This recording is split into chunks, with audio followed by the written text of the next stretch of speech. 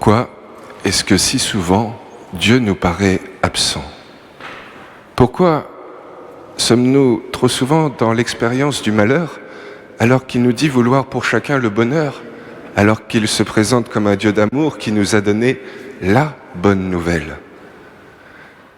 Je crois que la parabole qu'on vient d'entendre aujourd'hui est peut-être l'une des plus belles de toute la Bible.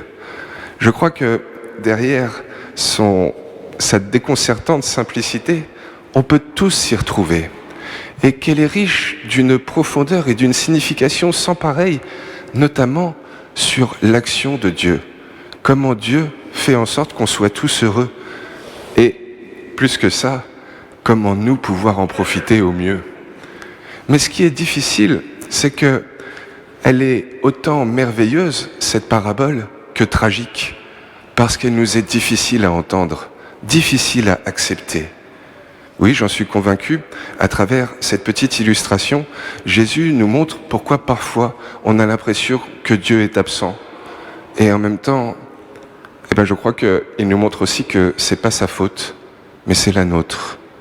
Et ça, c'est sûr, on a du mal à l'entendre.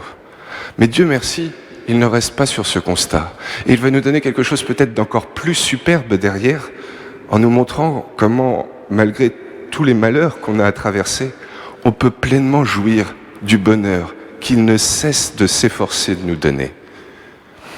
Dans cette parabole, le père des deux frères, c'est la figure de Dieu, Dieu le Père. Et ce qui est vraiment merveilleux, c'est qu'on voit qu'il fait tout son possible pour rendre ses deux fils heureux.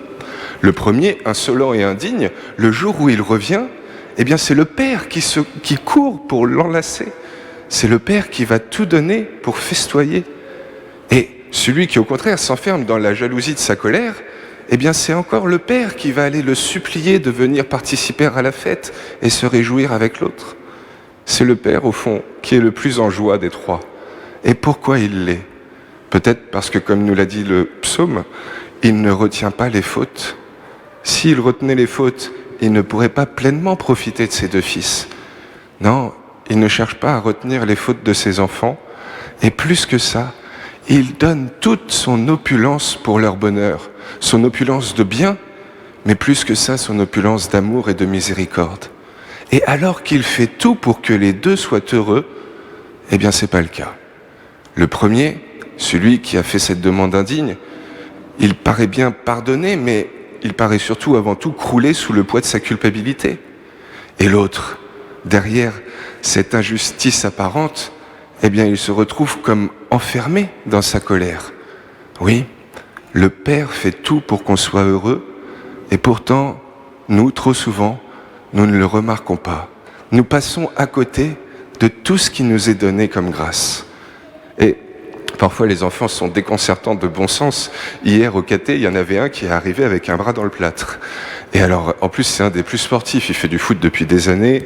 Et donc, je vais le voir. Je lui demande pour combien de temps il en a encore avec son plâtre. Et il me dit 3 semaines. Et il me dit, mais j'aimerais que ça dure plus longtemps. C'est qu'en fait, il a la première place à la cantine. Et puis, on lui offre de choisir le plat qu'il veut, alors que les autres, ils prennent ce qui reste. Et tout le monde dans la cour vient prendre soin de lui. C'est merveilleux. Dans son malheur, il touche un bonheur qu'on ne soupçonnerait pas. Oui, j'en suis convaincu. Même dans les plus grandes difficultés qu'on a à traverser, Dieu est là et pourvoit à chaque instant pour qu'on puisse toucher ce bien qu'il nous offre, discerner ce bonheur qui nous est donné. Et trop souvent, nous passons à compter. Nous ne le reconnaissons pas. Et même pire que ça, comme dans la parabole, le bonheur des uns risque de faire le malheur des autres. C'est un peu peut-être l'image de ce qu'on attendrait aujourd'hui en Ukraine. On voudrait qu'il y ait la paix. Mais si demain, si aujourd'hui même il y avait la paix, est-ce que pour autant ce serait le bonheur pour tous? Sûrement pas. Parce que les attentes des uns ne sont pas celles des autres. Le bonheur, c'est être capable d'apprécier le bien qui nous est donné, qui nous arrive. Mais le malheur, c'est malheureusement à cause de nos attentes, aussi justes et légitimes soient-elles, passer à côté du bonheur, être enfermé à cause de nos attentes et ne pas voir tout le bien qui nous est donné. Et peut-être que le malheur des malheurs, c'est justement le fait qu'on ait des intérêts et des attentes différents. Et c'est pour ça sûrement que le bonheur des uns risque trop souvent de faire le bonheur des autres, le malheur des autres. En ce moment, il fait beau, et Dieu merci, on en profite pour la plupart d'entre nous, mais si ce beau temps devait continuer, sûrement que les agriculteurs commenceraient à s'inquiéter et à se demander comment ils vont faire pour pouvoir nourrir la terre. Et de nous voir, nous, insouciants, juste profiter du soleil, est-ce que ça risque pas les mettre encore plus dans une forme de malaise, se demandant eux-mêmes comment ils vont faire pour pouvoir nous nourrir dans quelques semaines? C'est vraiment l'image de ces deux frères. Le bonheur de l'un risque de faire le malheur de l'autre. Mais si donc Dieu fait tout son possible pour pourvoir à notre bonheur à tous, et que trop souvent, de voir l'autre heureux, ça risque de me rendre malheureux, comment au final réussir à être heureux, à vivre de ce qu'il nous offre et ce qu'il veut pour chacun et chacune? Alors il y a la voie du bouddhisme. Si le malheur réside dans nos attentes, si le monde est essentiellement souffrance, eh bien autant chercher à ne plus avoir aucune attente, aucun désir, et comme ça on occultera la souffrance, on pourra vivre dans une certaine forme de quiétude. Je crois que c'est une vraie voie, sincère, mais pas facile, peut-être un peu élitiste et qui prend sûrement des années d'abnégation, d'introspection. Et si, au fond, ce qui fait notre malheur, le fait que nos attentes ne soient pas pourvues comme on l'espérerait, c'était peut-être là la clé. Non pas avoir des attentes sur un idéal de justice ou de ce que devrait être le monde, mais que notre plus grande attente à chacun et à chacune, ce soit de voir l'autre heureux. Si nos attentes, c'est ni plus ni moins que le bonheur des autres, il pourrait bien y avoir toutes les injustices du monde à partir du moment où leur bonheur sera vrai, sincère, plein et entier. Eh bien, le nôtre sera là aussi.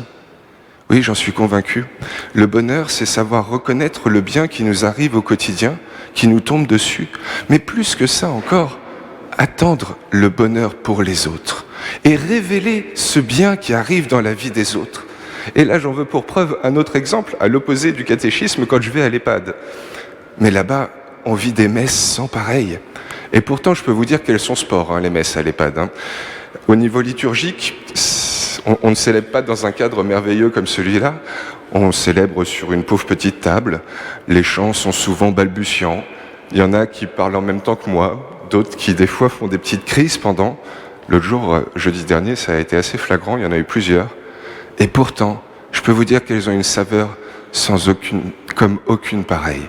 Parce que chaque fois qu'on va là-bas, on sait que pour l'un ou l'autre, c'est la dernière qu'il va vivre. Et à chaque fois, ça nous fait ça. Et en fait, du fait de se remémorer ça à chaque fois qu'on va célébrer là-bas, eh bien, on fait en sorte que notre attente la plus grande, ce soit pas d'avoir une belle messe, que ça chante bien, qu'il n'y en ait aucun qui vomisse ou quoi que ce soit, mais c'est avant tout que eux vivent le bien de ce moment-là. Et c'est pour ça que chaque fois qu'on y va, même si des fois ça paraît un peu désuet, on essaye de révéler le beau, le bien, le vrai, dans peut-être parfois la misère de ceux qui vivent au quotidien. Parce que c'est ça. Dieu pourvoit à notre bonheur à tous, mais notre plus grand malheur, c'est que nos attentes ne soient pas pourvues. Faisons donc en sorte que nos attentes, ce soit de voir les autres heureux. Et c'est ça qui nous rendra heureux. Révélons le bien qu'il y a dans leur quotidien, et ça fera notre bien. Et c'est sûrement pour ça que saint Paul développe ce magnifique éloge de notre ministère à tous les chrétiens, le ministère de la réconciliation. Reconciliare, en latin, ça veut dire remettre en état. Mais en état de quoi? En état de notre idéal de justice? De notre idéal de comment faudrait-il être pour être des bons chrétiens catholiques et plaire à Dieu comme il faut? Ou juste en état de grâce? De la grâce du Père qui ne retient pas les fautes de ses enfants pour pleinement lui profiter de sa joie et la faire partager aux autres. En état de grâce où on reconnaît que tous nous avons reçu gratuitement et que mutuellement nous pouvons nous aider à révéler le bien qu'il y a dans la vie de chacun. Et ça malheureusement aujourd'hui, à la veille des élections, c'est pas le discours qu'on entend le plus souvent. C'est pas cette humeur ambiante. Non, certains se font même les apologistes d'une vie où on serait un peu comme la fable de la cigale et la fourmi. Et nous qui avons bien travaillé, qui avons réussi à mettre un petit peu de côté, on devrait prendre garde à garder ça pour nous, à pas le dilapider auprès d'autres qui peut-être n'en font pas autant, mais seulement à nous dire ça et à le faire passer pour notre bien à nous. Ils nous disent, ils occultent le fait que, quelle que soit la réalité au fond, on sera forcément malheureux si on pense comme ça. C'est ce que pense le frère qui s'enferme dans la jalousie de sa colère. On sait très bien que notre bonheur, pour qu'il soit plein, il faut que notre voisin, notre prochain, il soit un minimum lui aussi dans le bonheur. Si pour moi tout va très bien, que je suis riche et en bonne santé, mais entouré par des gens qui sont dans la misère, est-ce que je peux vraiment être heureux? Est-ce que ce frère, qui n'a pas vu son frère peut-être depuis des mois, est-ce qu'il peut être pleinement heureux dans la richesse et l'opulence de l'amour de son père s'il ne sait pas où est son frère, qui peut-être est mort d'ailleurs? Non, que ce soit ça, ou que ce soit de l'autre côté, récriminé comme lui parce que il y a une indulgence qui est faite un peu illégitimement, eh bien forcément, ça va nous vouer au malheur. D'être des fourmis, c'est peut-être logique dans la fable de La Fontaine, mais c'est pas ce qui conduit à la bonne nouvelle, au bonheur que Dieu veut pour chacun et chacune d'entre nous. Parce que c'est ça, au quotidien, il ne cesse de s'efforcer de tout donner pour qu'on puisse reconnaître tout le bien qu'il met à notre portée, pouvoir savourer dès aujourd'hui ce bonheur qu'il veut pour chacun, nous tous qui sommes frères. Et si on ne le voit pas, c'est peut-être tout simplement qu'on a à continuer de s'ajuster, parce que, aux yeux de Dieu, à quel moment est-ce que voir mon frère heureux, vraiment et pleinement, ça pourrait me rendre malheureux? Non. Et pour ne pas risquer peut-être de tomber dans cet écueil, qui, moi le premier, m'arrive trop souvent, peut-être juste essayons d'avoir comme unique désir, comme seule légitime attente, le bien de l'autre. Dieu ne cesse de pourvoir à chaque instant. Osons avoir confiance qu'il fait tout, en tout temps, pour chacun, pour qu'on puisse goûter ce bonheur. Et aidons-nous donc mutuellement à discerner, à révéler ce qu'il y a de beau, de bien, de vrai. Parce que c'est ça, et seulement ça, la clé pour pouvoir aujourd'hui profiter de tout le bonheur qu'il ne cesse de nous donner.